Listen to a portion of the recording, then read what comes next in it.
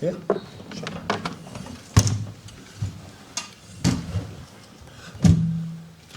Okay, guys, same drill, please. Identify yourselves, and there's mics on the side. So, questions for you, please. Okay, up there.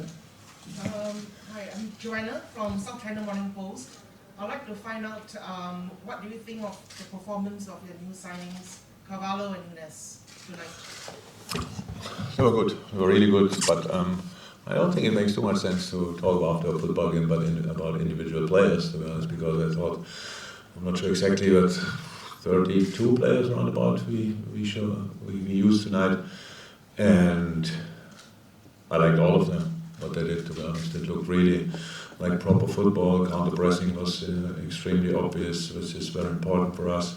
And we're still really early. I know we don't have a long time. We have only 2 weeks until we face Man City, so we should not waste time. But we are only a week together now, and then in different circumstances, not at our training ground or somewhere in Europe, where we are used to the circumstances. No, we are here, and we try to squeeze every minute out for training and these kind of things. So, apart from Oxlade getting injured, muscle, hamstring, we will see how bad it is.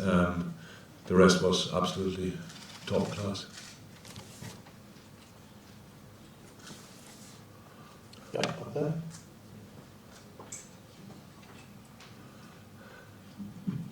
Hi.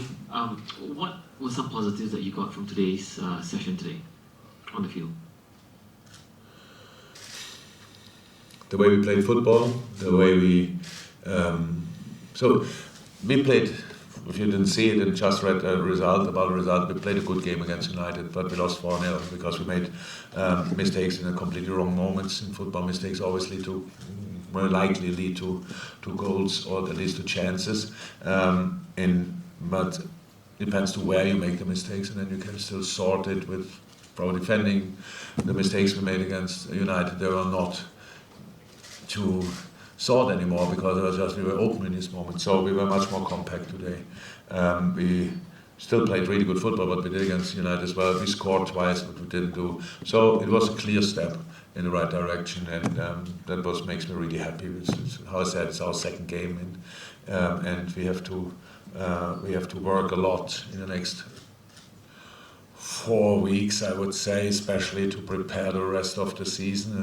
And I know they're now already Premier League games, but anyway, we have to use the time, because from mid-September on we will not have time to train anymore, because we just played in every 3 days, and that's why it's so important that we get through these kind of things. And some players had 45 minutes was right for them. Part of 30 minutes, they might have been able to play a little bit longer as well, but I really wanted to give the young boys the opportunity as well to play in this incredible atmosphere, because they do everything with us, they are constant with us, and then in a moment like this where it's really enjoyable to play football, we would leave them out. I didn't want to have that. That's why they came on. So far, so okay.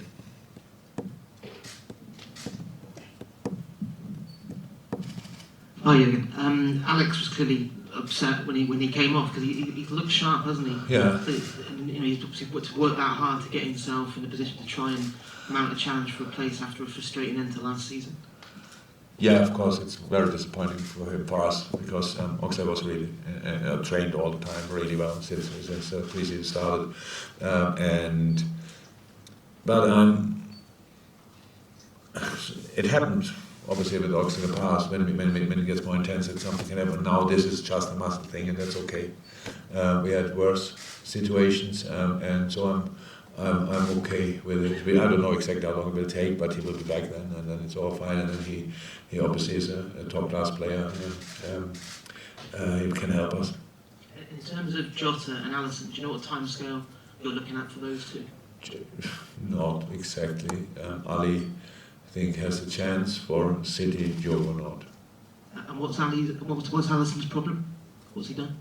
Ali, yeah. He feels a muscle, abdominal, slightly. It's nothing serious, but we prepare a full season. He can train, but just not like a goalie. He should not play at the moment. Not normal goalie training, but he has a preseason, so he doesn't lose time. Yeah, these kind of things happen. The boys have to travel a lot, and then you do train, and you never know exactly, and it's only little things, nothing serious, but we have to be careful because the rest of the season is much longer than the start. And just finally, when you go back to Merseyside, do you think Calvin Ramsey and Praveen Kelleher have been in a position to rejoin the group, or will they need more time, do you think? No, they will join the group, of course, no doubt about that. Yeah. If they join the group after we have come back. Oh, time frame I don't know exactly, but okay, they will join the group, but when I don't know. Hey, Marcus here from OneFootball. Can you talk about whether the World Cup in December, how does that affect how you approach your pre-season? Actually, normally our pre-season is always the basis for the rest of the season. This time we have the first part of the season that's interrupted. So but if you would have asked me 3 years ago if I can expect something like that, okay, with the World Cup it was clear, but we are already kind of used to it because of the pandemic, we had breaks and we started again.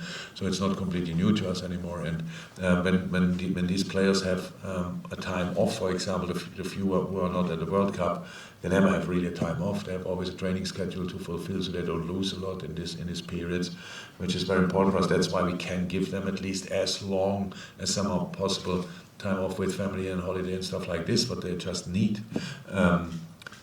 And that's it. So, apart from that, the World Cup is for all top teams in world football pretty much the same, especially in England the same, because we play immediately.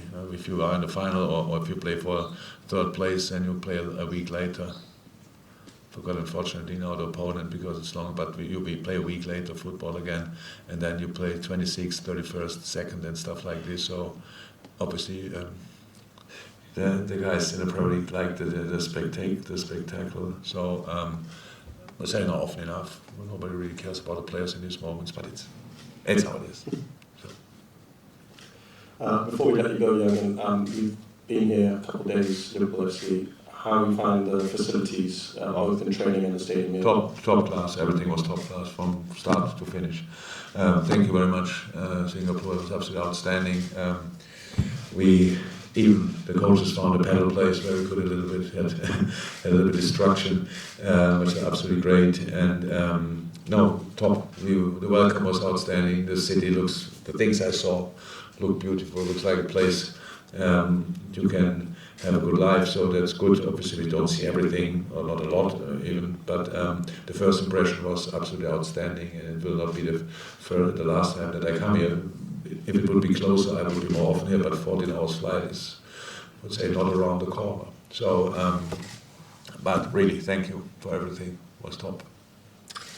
Right, thank you everyone. Thank you very much, Jurgen. Thank you. You're welcome. Bye-bye.